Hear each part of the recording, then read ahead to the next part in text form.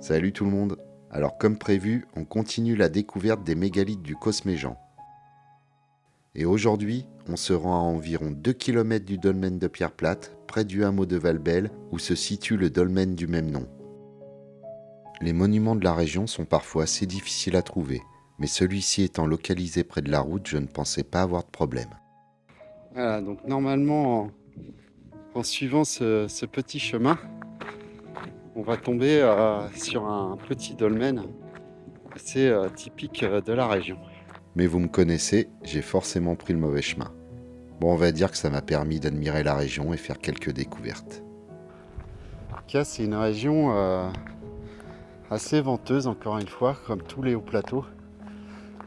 On cuit un petit peu littéralement ici au soleil. C'est très sec. Mais on voit qu'il y a quand même pas mal de sources d'eau parce qu'il y a des points assez verts. Cet été, ces zones plus humides au creux des dépressions contrastaient bien avec le reste de la végétation qui souffrait terriblement de la canicule. Ce petit bloc, c'est possible que ça soit un ancien menhir ou peut-être une orthostate de dolmen. C'est assez étrange qu'il soit relevé comme ça. Une région vraiment très très rocailleuse. On a peut-être ici encore des restes de dolmen. Et j'ai trouvé cette pierre qui est pas banale. On dirait qu'il y a des cupules dessus. Il y en a une très belle ici et une autre là. En tout cas, ça a l'air d'être un lieu assez particulier. Et ici, ça forme comme une grosse dépression en cercle qui est entourée de blocs. Continuer un peu d'explorer et sinon, tant pis, on continuera la route. Je vous avoue que c'est assez étonnant que je trouve pas. Finalement, en retournant à la voiture, je remarquai une bosse à environ 50 mètres de la route près d'un tas de ballots de paille.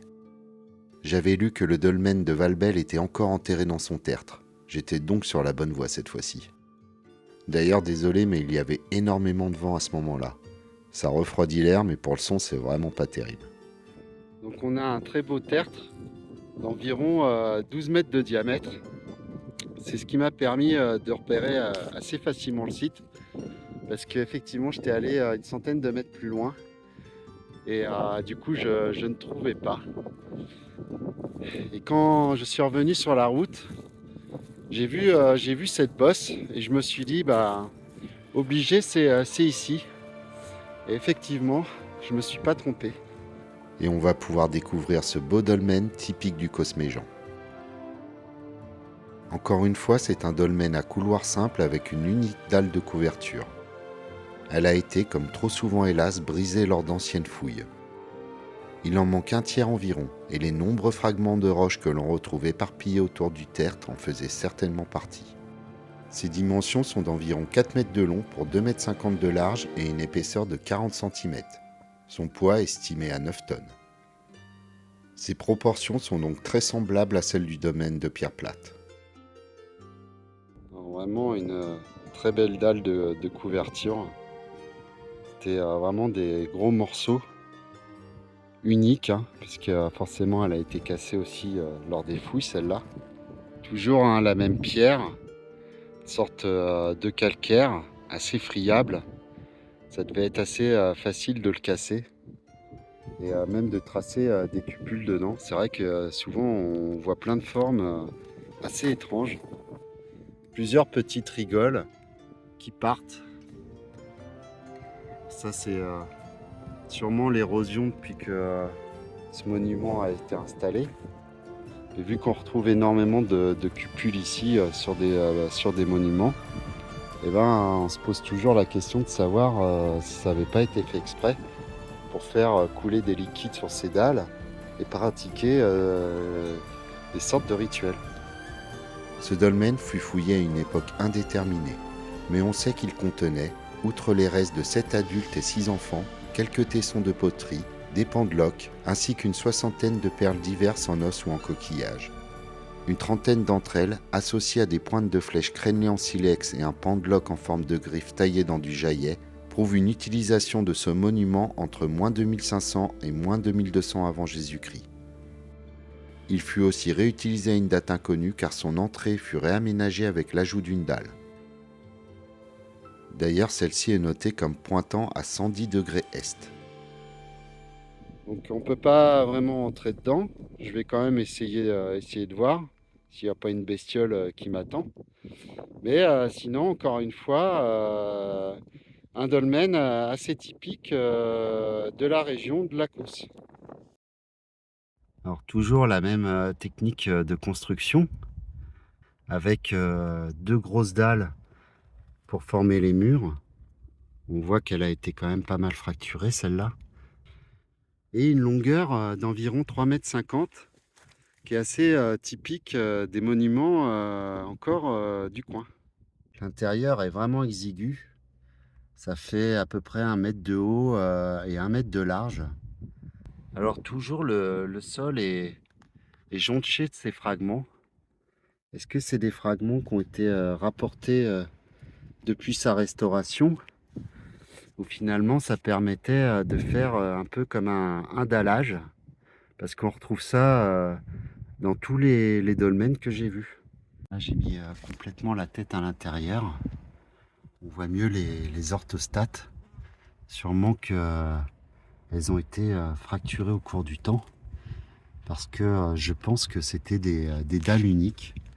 Ici on voit les restaurations avec du ciment et des petits cailloux pour renforcer toute cette structure. C'est vrai qu'ils ont énormément souffert quand même, mais c'est à peu près normal parce que la qualité de la roche n'est pas forcément très formidable ici. Et dès qu'il y a des pluies, du gel, eh ben, ça devait casser quand même assez facilement. Un dolmen sympathique et encore une fois typique de la région. Alors sûrement quand même tous les fragments qu'on voit autour, ça devait faire partie du dolmen. Ça doit être des morceaux d'orthostate. Il y a une pierre un peu plus grosse ici. C'était peut-être un morceau de la dalle qui formait la porte. Monument qui a pu être réouvert à de nombreuses reprises pour enterrer les morts. Alors voilà, c'était le domaine de Valbel. Toujours un petit plan d'ensemble avec moi. Je pense que comme ça, vous voyez un peu plus les dimensions de ce monument. Donc d'une longueur de 3,50 m, longueur typique des monuments de la région, avec une très belle table de couverture. Il en manque une partie. Et encore une fois, la roche utilisée ici est, je pense, assez fragile, assez sensible aux intempéries, au gel, à l'eau. Il y a beaucoup de canaux qui se sont formés dessus, de traces d'érosion. Donc les amis, quelques photos maintenant. Et puis on poursuit notre aventure sur la Causse, à la recherche de ces dolmens et de ces menhirs. En tout cas, un endroit très riche en sites mégalithiques. Et voilà, le dolmen de Valbel. Une dernière vue sur ces très jolis tertres qui m'a permis de découvrir ce monument somme toute classique mais toujours intéressant. Toujours tous ces blocs, ces affleurements en montant à la voiture. Donc vraiment ils n'avaient pas de mal à trouver le matériau de base, enfin les matériaux de base, la pierre. Mais peut-être que tout ça aussi, ça fait peut-être partie aussi d'anciens monuments. On voit pas mal de plaques comme ça qui émergent de la surface. Ça aurait pu être un petit dolmen, ça par exemple. Mais c'est sûrement un affleurement tout à fait naturel.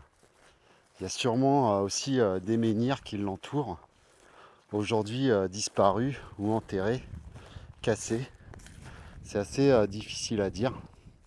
Celui-là pourrait ressembler à un menhir par exemple, avec sa tête un peu pointue. Il aurait chuté, voilà, il aurait été enterré par son pied ici, pour indiquer un peu la position du tertre qui est là-bas. C'est vrai qu'il y a tellement de blocs blocs de roche ici, que ça doit être assez compliqué des fois de savoir ce qu'est un menhir ou pas un menhir. Surtout qu'ils ont l'air quand même moins taillés que ceux de la Cham. Et déjà, ils ne sont pas dans la même matière. Ils sont vraiment dans la matière des affleurements qu'il y a partout. Donc c'est beaucoup plus difficile de déterminer ce qui est un menhir de ce qui ne l'est pas. Encore un très gros bloc.